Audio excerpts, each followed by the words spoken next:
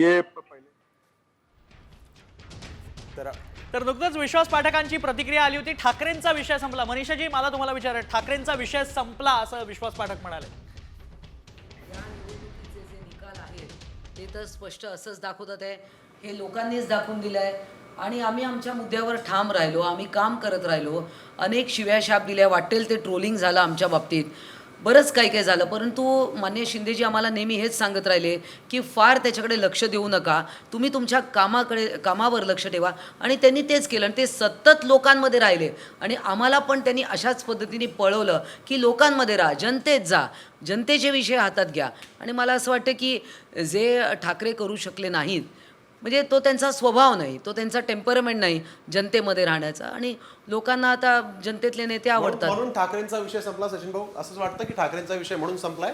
अजिबात नाही. आणि ह्याचं श्रेय आता हा जरी देखील ते एक घटक म्हणून घेत असतील तर एक नक्कीच आपल्याला नाकारता येणार नाही की हा भारतीय जनता पार्टीचा पण यश आहे, हे जे प्रोजेक्ट जे झालेले आहे. आणि लोकसभेमध्ये पण तुम्ही बघितलं असेल की ज्यावेळी शिवसेना गटामध्ये पण देखील मताचा जो कन्व्हर्जेशन जो व्हायला पाहिजे होता तो त्यांना झालं, आम्हाला यावेळी झालेला दिसत नाही आहे. पण ह्याचा अर्थ काय संपलो किंवा आम्ही संपणार अशातला भाग नाही.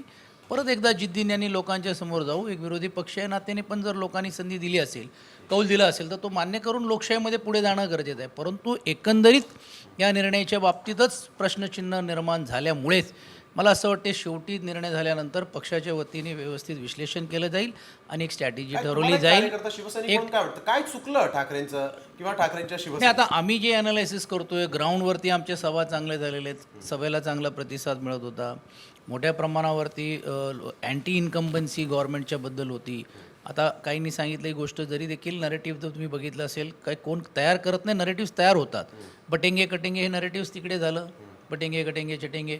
आता हम है एक है तो सेफ है हे आता ट्विट करतायत, त्याला त्यांनी जोडून धर्मयुद्ध ह्याच्याबद्दल ते काहीच बोलले नाही, जे एक दिवस अगोदर त्यांनी निर्माण करण्याचा प्रयत्न केला. सो पोलरायझेशन ऑफ वोट करण्याचा प्रयत्न त्यांनी केलेला आहे किंवा झालेला आहे आणि तो मताच्या माध्यमातून मिळालेला असावा.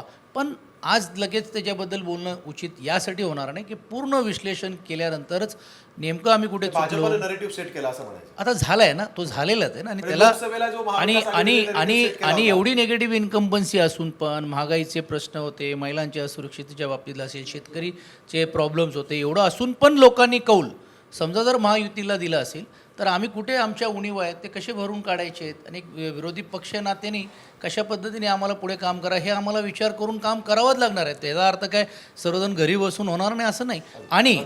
आणि आमच्यापेक्षा जास्त तर आता मला वाटते शिंदेगड आणि दादांनी हे विचार केलं पाहिजे. कारण आता पुढे संकेत आलेले आहेत की आता आम्ही स्वबळावरती इथपर्यंत येऊ शकतो. पुढे आता तुमची गरज किती लागेल नाही लागेल, म्हणजे त्यांच्या खांद्यावर राहून ते इथपर्यंत आलेत, पुढे त्यांना ते खांदा जर लागला नाही तर त्यांचं काय होईल ते माहीत नाही. ठीक आहे निलेश सर, नरेटिव्हचा मुद्दा पुन्हा एकदा आला. लोकसभेला फडणवीसांनी नरेटिव्हचा मुद्दा उपस्थित केला आणि आता महाविकास आघाडी उपस्थित करते. नाही, ठीक आहे, नरेटिव्ह मांडणं आणि तो यशस्वीपणे लोकांपर्यंत पोहोचवणं हे पण राजकीय पक्षांसाठीचं स्किल असतं. आता ते स्किल हे मुख्यतः शिवसेनेमध्ये नाही हे आपण मान्य केलं पाहिजे. म्हणजे त्यांना नरेटिव्ह म्हणजे काय वाटतं तर फक्त जनसामान्यांच्या प्रतिक्रिया काय आहेत किंवा एक ज्या स्वरूपाची गद्दारी किंवा खोके अशा स्वरूपाचा नरेटिव्ह तयार केला होता, त्यानंतर जी सिंपती मिळाली होती ती म्हणजे नरेटिव्ह असं जर वाटत असेल तर तसं राजकारण आता महाराष्ट्रात होऊ शकत नाही.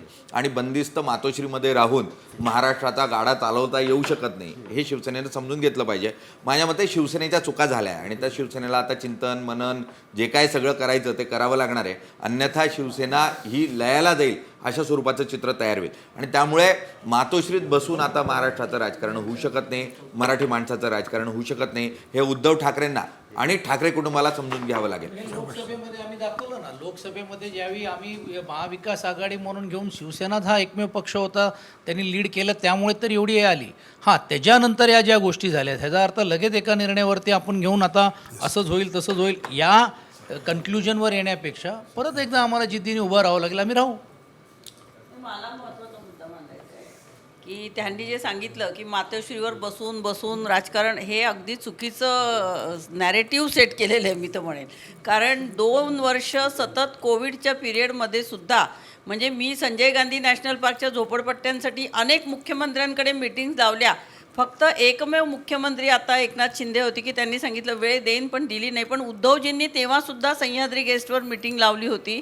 अनेक मिटिंग सह्याद्री गेस्ट हाऊसवर वर्षाच्या बंगल्यावरती वरच्या मजल्यावरती जिथे मीटिंग्स होतात तिथे झालेल्या आहेत. फक्त एवढंच आहे की मंत्रालयात त्यांचं येणं जाणं कमी होतं. याचा अर्थ असा बिलकुल निघू शकत नाही की उद्धवजी मुख्यमंत्री असताना त्यांनी काम केलेलं नाही.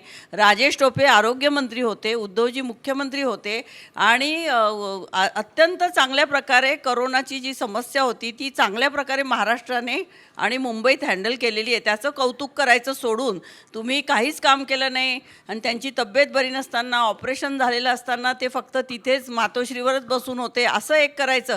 पण आता मुख्यमंत्री शिंदे जे होते ते स्वतः वर्षावर मी 4 वेळा भेटायला गेले, मंत्रालयात 10 वेळा भेटायला गेले, पण कधीच सापडले नाही.